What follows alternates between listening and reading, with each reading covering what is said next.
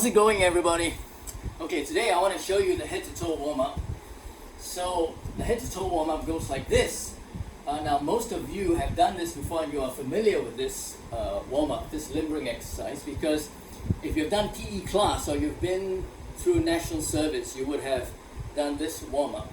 I'm just going to add some variations to it. So for example, during PE class, when we used to do this in the 70s, we used to do a full head rotation, okay? Rotate the head in full, but actually it's not just rotation. I don't even know what you call it, circumduction. I know this is circumduction, but this, you know, it's a full head rotation. And then they discovered that when we extended our cervical spine, if you rotated your head with your cervical spine extended, you could jam the facet joints. Let me show you. So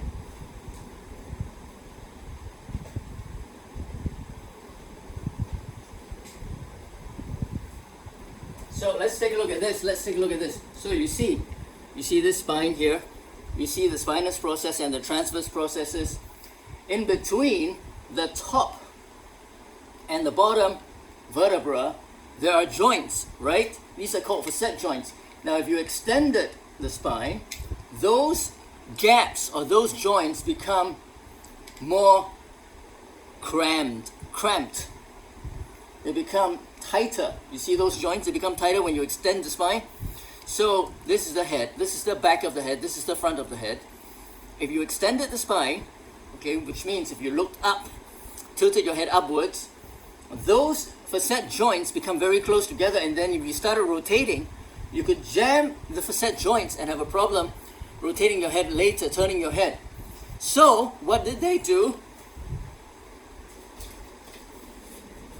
They recommended in, I would say, the 80s and towards the 90s, semicircular movements of the head for limbering. So for example, instead of doing a full rotation, they would go left ear to left shoulder, and then a semicircle, right ear to right shoulder, and then back to the central position, the anatomical position. So like this, semicircularly, and then do it 10 times in each direction. So after doing 10 times, you would go in the opposite direction. So I'm just going like this. Right ear to right shoulder, circumduct, and then back to the central position. Right ear to right shoulder, circumduct, left ear to left shoulder, and then back to the central anatomical position. That was what they recommended in the 80s and 90s. And I remember this was so, they started doing this in the US, and then even when I did my national service in the late 80s, and I did my national service between 1988 and 1990, that's what was taught, as far as I remember, even in the army. But let me show you a modified version of this, and to me an improved version. So all you need to do is to limber yourself in all three planes, because after all, whether you're doing semicircularly or you're doing circularly, the full circle, you are basically limbering in all three planes. So all you need to do is to up and down, again engage your core, okay, whenever you're in this position, and moving your spine into flexion extension. Make sure you engage your core. If you don't know how to do that, watch my series, the playlist on core activation, okay? So you're going to go 10 times up and 10 times down. And then all you're going to do is go 10 times to the left and 10 times to the right. Now you're swiveling your head as if it was a camera on a tripod stand, and you're just panning from left to right and right to left. You're just panning. So notice that my nose stays level at the same height. So I'm not doing this. Okay? I am maintaining the level of my nose and panning from left to right and run from right to left. Okay, you do 10 times each direction, and then you tilt your head. Remember, always activate your core, and tilt your head left ear to left shoulder, right ear to right shoulder, left ear to left shoulder, right ear to right shoulder, 10 times in each direction. And you have basically limbered or practiced mobility for the neck in all three dimensions, in all three planes. Okay, so here you have the sagittal plane, here you have the horizontal plane, and here you have the frontal plane. So you basically have all three planes without going in a full circle or even a semicircle, which doesn't really do anything behind. Because if you did a semicircle, notice that when we did the semicircle, we didn't have any extension of the neck at all. So you missed that out. But in this case, when we're doing up and down, we are going into extension. We're just not rotating, or we're not circumducting when the neck is extended. Okay? So remember, 10 times in each direction, up and down, 10 times left to right, 10 times head tilt. And for the head tilt, the nose is always pointed forwards. Okay, so the nose doesn't move. Right? We're not doing this, which I see a lot of people doing. So we're just doing this. Okay? The way I just showed you earlier is not correct. This is what you want to do. And trust me, if you do this, your neck will stay young and limber. How do I know this? For a period of time, I don't even remember how long it was, I experimented with not doing these limbering exercises. And after that period of time, I can't even remember whether it was months or more than a year, when I tried to do them, or even when I turned my neck, there were crackling sounds coming out from my neck. So I started doing them again. It took some time, a few months, and I have zero crackling. And this was years ago when it happened. So you can reverse it, but you've got to do it gently and slowly first. Now remember, in the previous video where we talked about why perform limbering exercises, we mentioned that a lot of more senior folk tend to walk around more stiffly, and if they turn their neck, they feel pain in their neck, so on and so forth. So, as I mentioned in that video, limbering to me is the most important type of exercise, followed by cardiovascular exercises and strength. Some would argue that strength is more important because you need to get up from the toilet seat, so on and so forth. We have another episode on that. And then range of motion exercises would be the last. So let's go on. So for shoulder, you're going to do 10 times reverse like this. Now this is really moving the scapula or the shoulder blades, moving the shoulder blades behind relative to the rib cage. Okay? So you're basically going, you're going elevation, you're going retraction, you're going depression, you're going protraction, elevation, retraction, depression, protraction, elevation, and so forth. You're going to do 10 times behind, 10 times in front. Notice, you probably can't see, but I'm activating my core. And again, if you don't know how to activate your core, you're not sure what I'm talking about, please visit the series in the playlist on core activation. Now after this, you're going to go with your arms, and this is circumduction. I know this term for sure. It's just that for the neck, I'm not so sure whether that was called circumduction or just simply rotation.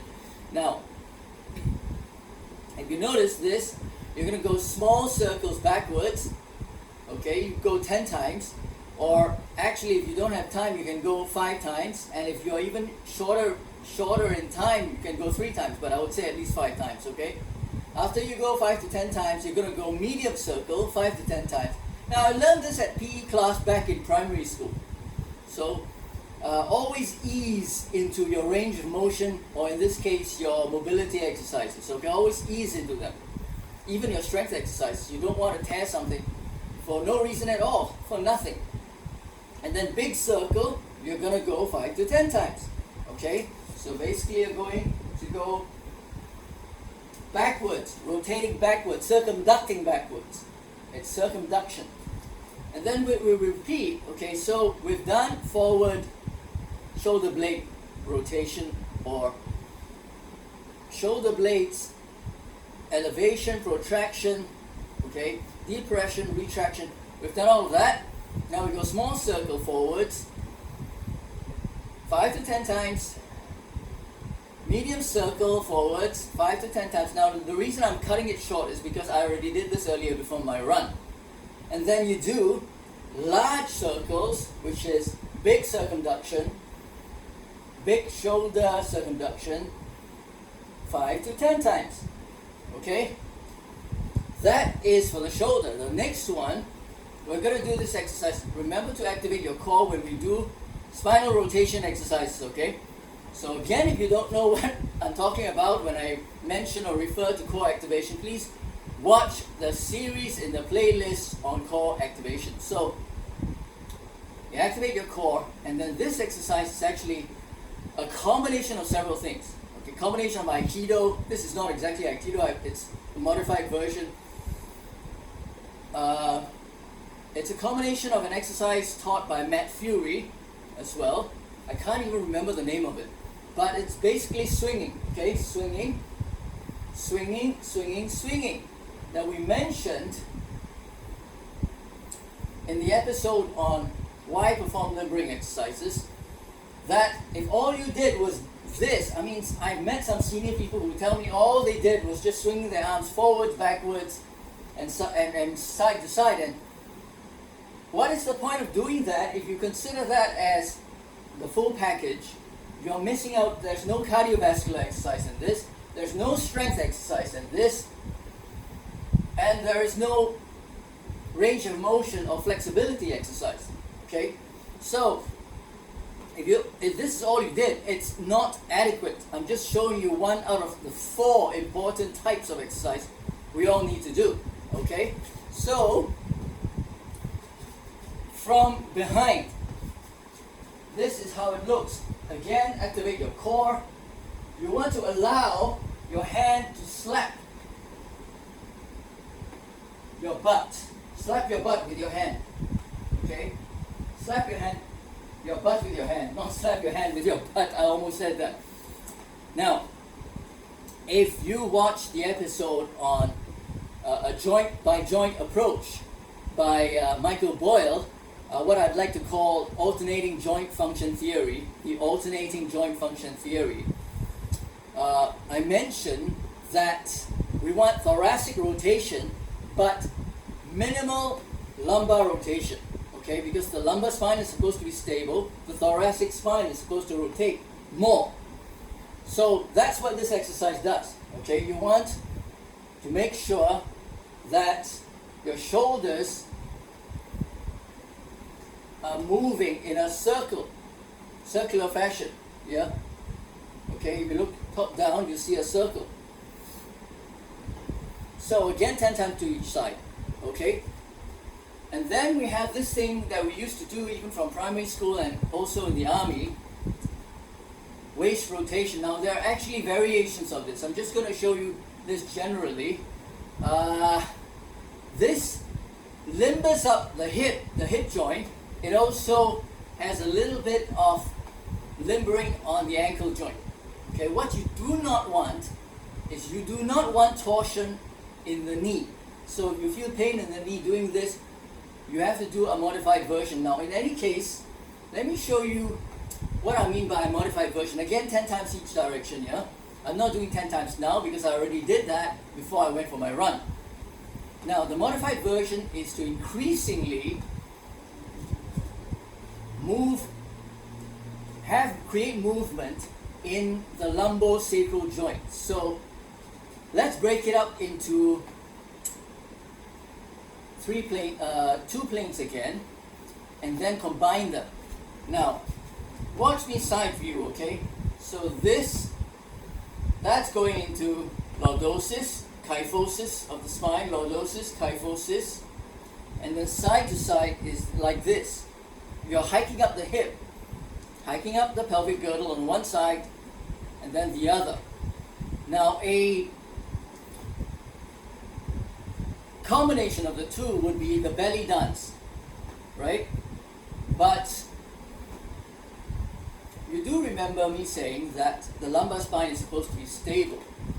So I used to teach this, the belly dance kind of movement. I'm no longer certain that we want mobility in that area, since the lumbar spine should not be mobile but should be stable. But you could argue that the lumbosacral joint is further down, and there could be a case in it.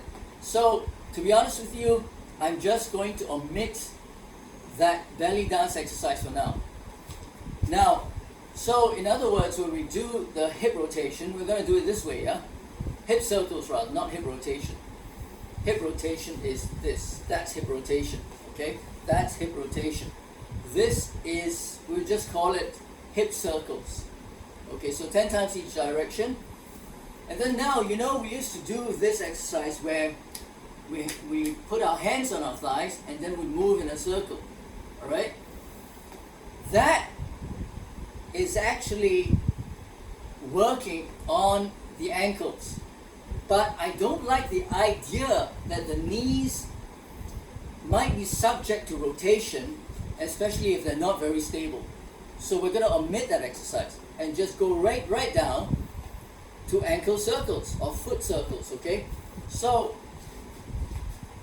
it's the heel you want to focus on, and everyone knows this exercise. You're just going to go 10 times clockwise and 10 times anti-clockwise. Now, I have found through experience, decades of experience, that if I went 20 times for this exercise in each direction, it serves me better. So I go 10 times clockwise, 10 times anti-clockwise, 10 times clockwise, 10 times anti-clockwise, or just 20, and then switch to the other foot. So 10 times anti-clockwise, 10 times clockwise, 10 times anti-clockwise, 10 times clockwise. I found that this actually serves to warm up my ankles better before a run. And folks, ladies and gentlemen, that is the head to toe warm up, and also much, if not most, of the limbering that you need to do, at least for now. Thank you, and I'll see you in the next video. Thank you for joining me. I look forward to seeing you again in the next episode.